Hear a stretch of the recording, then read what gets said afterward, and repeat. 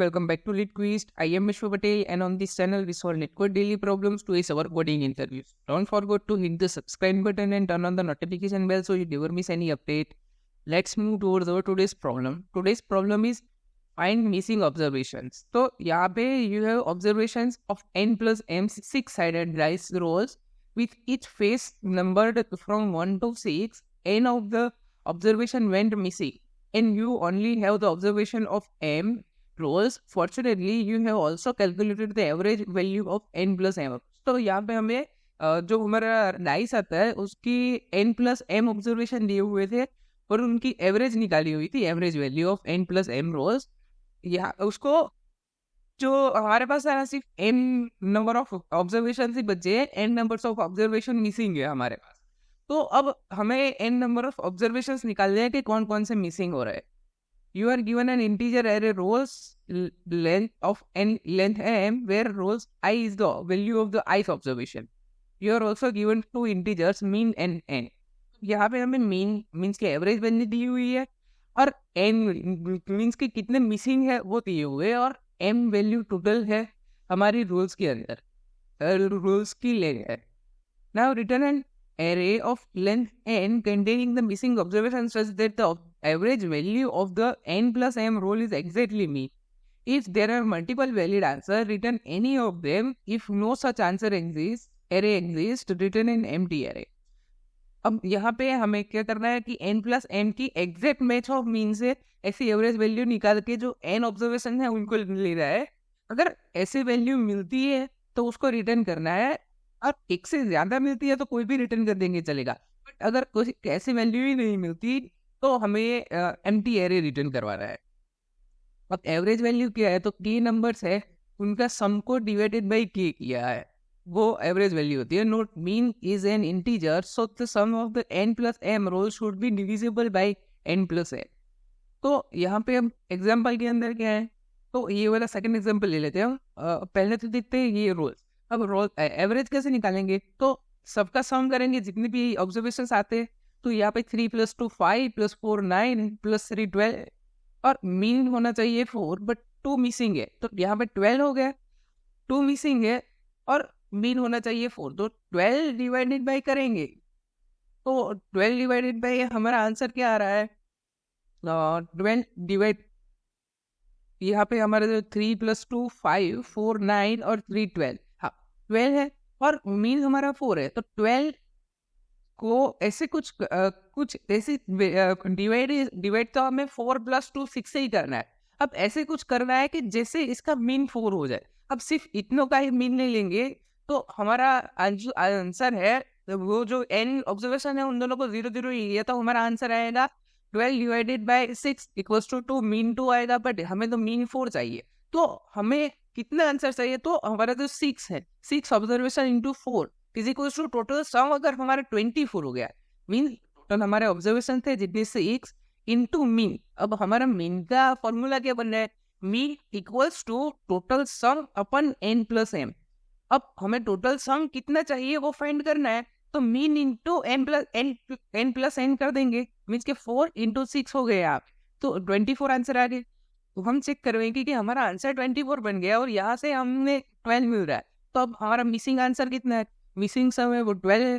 तो हमें अब 12 बनाना है और डाइस को रोल करके. अब हमारे पास मैक्सिमम पॉसिबिलिटी है डाइस को रोल करने की कि आंसर मैक्सिमम 6 आ सकता है और मिनिमम 1 तो आएगा ही.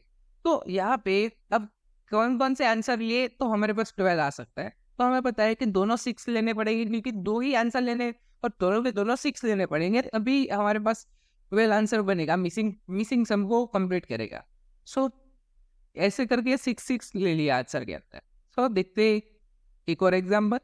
यहाँ पे हमारे पास जो है उसका सम है, सम इक्वल्स टू 1 + 5 6 + 6 12 है और हमारा मीन दिया हुआ है 3 और n है, हमारी n की वैल्यू है 4. तो हमें अब यहाँ पे भी मीन फाइंड करना है. अब मीन की वैल्यू क्या नहीं, मैंने बोला मीन इक्वल्स टू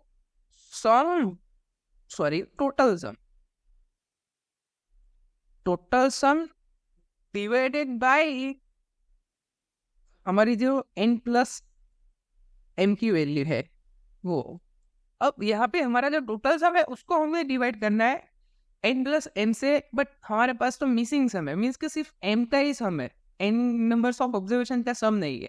सो हमें वो फाइंड करने हैं। तो यहाँ पे मीन भी हुआ है, तो हम कुछ ऐसा कर सकते हैं कि जो हमारी मीन टोटल सम कितना बनना चाहिए वो यहाँ पे हमें मिल जाएगा। Total sum equals to mean star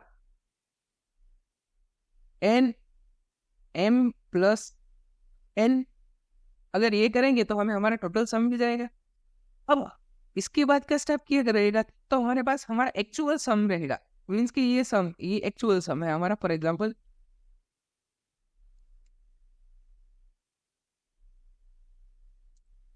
actual सम, तो हमारे पास हमारा एक्चुअल सम है जो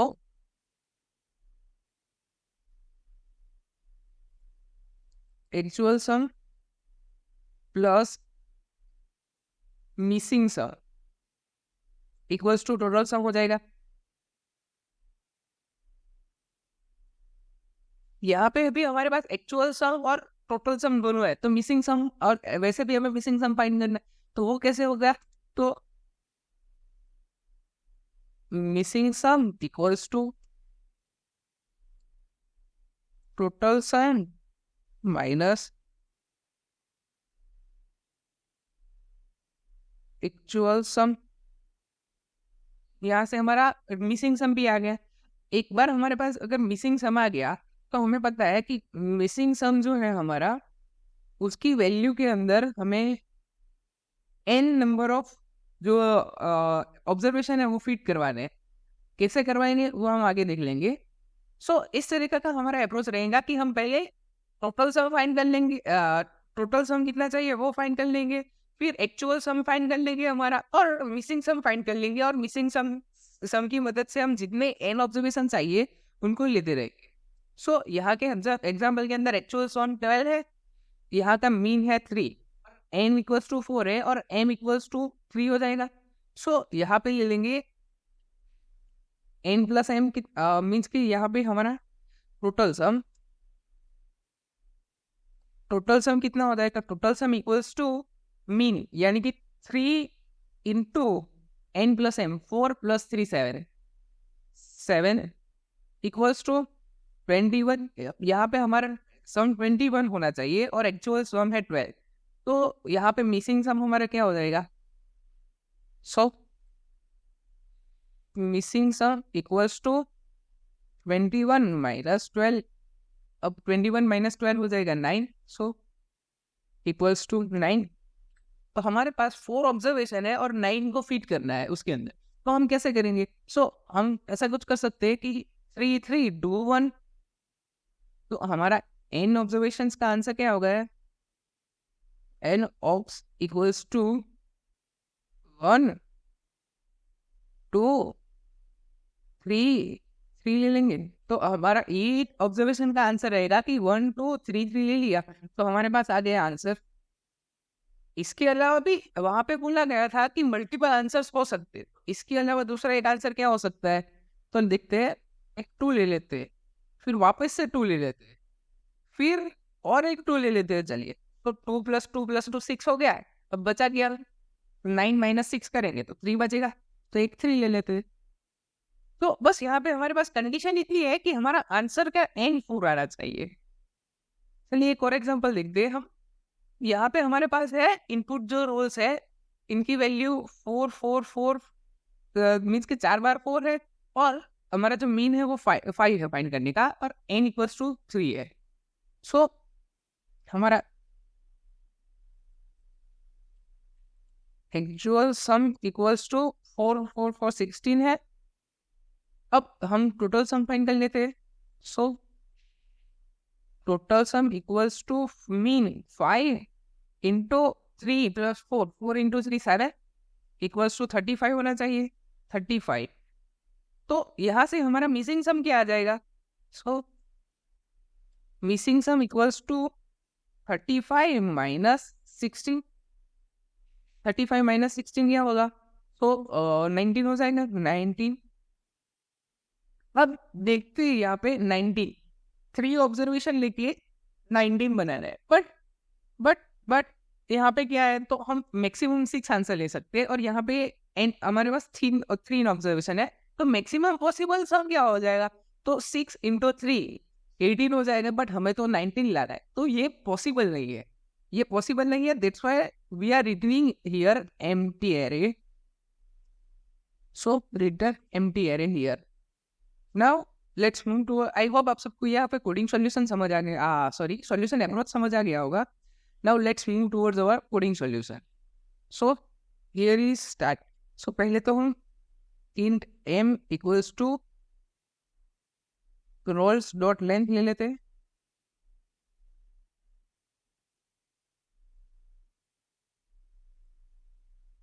सो यहाँ पे हमारी लेंथ की वैल्यू आ गई। नाउ इंट सम ले लेते हैं। इंट सम, ये एक्चुअल सम है हमारा, जो वैल्यू इनिशियली 0 रहेगी। अब for int i equals to 0 से लेके i लेस देन m तक, जो हमारी m की वैल्यू है वहां तक सम करवाना है सबका। सो i प्लस प्लस, और क्या करवाएंगे, तो sum plus equals to rolls i। यहाँ पे हम सम ले लेंगे सभी का कंप्लीटली। एक बार हमारे पास एक्चुअल सम आ गया, अब नाउ मिसिंग सम फाइंड करते हैं। सो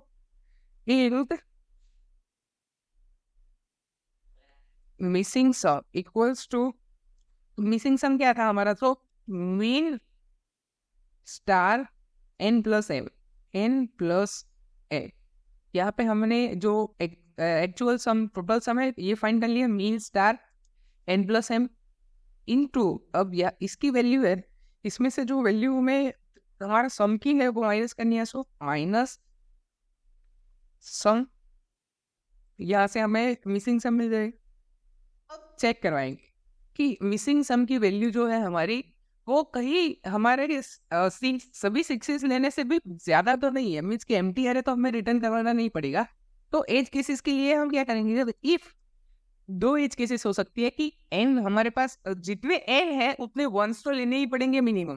तो अगर हमारा मिसिंग सम है वो n से भी छोटा आ रहा है, तब भी हमें एम्प्टी एरे रिटर्न करवाना रहेगा, और 6 इंटू n से बढ़ा रहा है तब भी रिटर्न करवाना रहेगा। So missing sum less than n आ रहा है, और जो मिसिंग सम है वो ग्रेटर देन हमारे जो 6 इंटू एन, 6 इंटू एन है वो आ रहा है। तो वहां पे क्या करेंगे, सो रिटर्न न्यू इंट,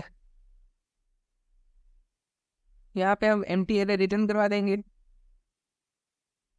वो नहीं है केस, तो हमें एक आंसर तक बनाना रहेगा। सो एक एरे ले लेते हैं, int ans array equals to new int, और उसकी साइज रहने वाली है n। अब एवरेज ले लेते हैं हम, int average equals to missing sum divided by n है। अब हमें कितनी एवरेज मेंटेन करनी है वो यहाँ पे लिया हमने।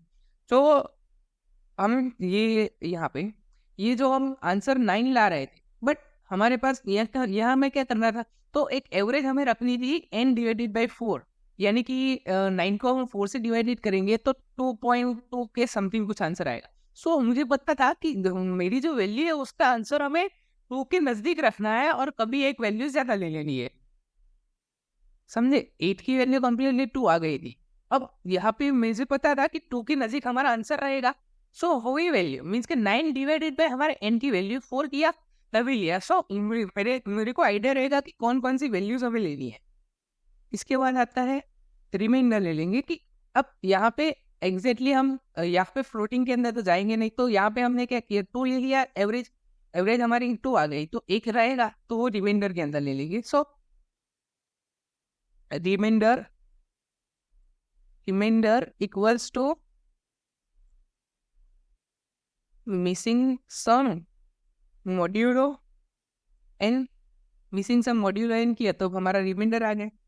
अब यहाँ पे फुलफिल कैसे करेंगे वो देखते हैं, जो हमारा एरे बना रहे थे। सो 4 इन आई इक्वल्स टू 0 से लेके आई लेस देन n तक आई प्लस प्लस।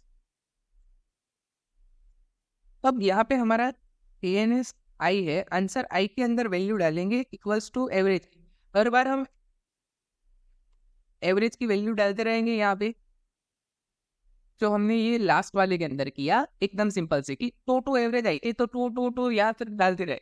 उसके बाद क्या आया तो हमें पता चला कि 6 हो गया। अब एक ही ऑब्जर्वेशन बचा है और उसके के अंदर 9 चाहिए। सो ले लेंगे 3 ले लेंगे, सॉरी 6 हो गया, 9 माइनस 6 करा 3 तो 3 ले लिया। सो एवरेज डालते रहेंगे, वो जो हमें 3 की चेक करवानी आई थी वो चेक करवाते हैं। सो यहाँ से हम चेक करवाएंगे कि इफ जो हमारे रिमाइंडर है उसकी वैल्यू ग्रेटर देन 0 है तो हमारे आंसर की जो आई वैल्यू है वो प्लस प्लस करवा देंगे और हमारी रिमाइंडर की वैल्यू को माइनस माइनस करवा देंगे। सो यहाँ पे हमारा आंसर कंप्लीट हो जाएगा। सो ये जो हमारा न्यू यहाँ पे हमारा आंसर इंटीजर बन गया, तो हमारा जो आंसर इंटीजर बना उसको रिटर्न करवा देते हैं। सो यहाँ पे हमारा कोडिंग खत्म हो गया। पहले से एक बार फिर देख लेते हैं कि एम ले लिए, उसके बाद total sum actual sum find कर लिया, फिर मिसिंग सम फाइंड कर लिया और एच किसी चेक कर लिया यहाँ पे कि मिसिंग सम की वैल्यू लेस देन एन है या फिर 6 इंटू ग्रेट एन ग्रेट से बड़ी तो नहीं है। उसके बाद हमने यहाँ पे जो मिसिंग एरे था वो फाइंड किया एवरेज की और रिमाइंडर की मदद से। So let's run it. Yeah, you can see it completely accepted. Now let's submit it.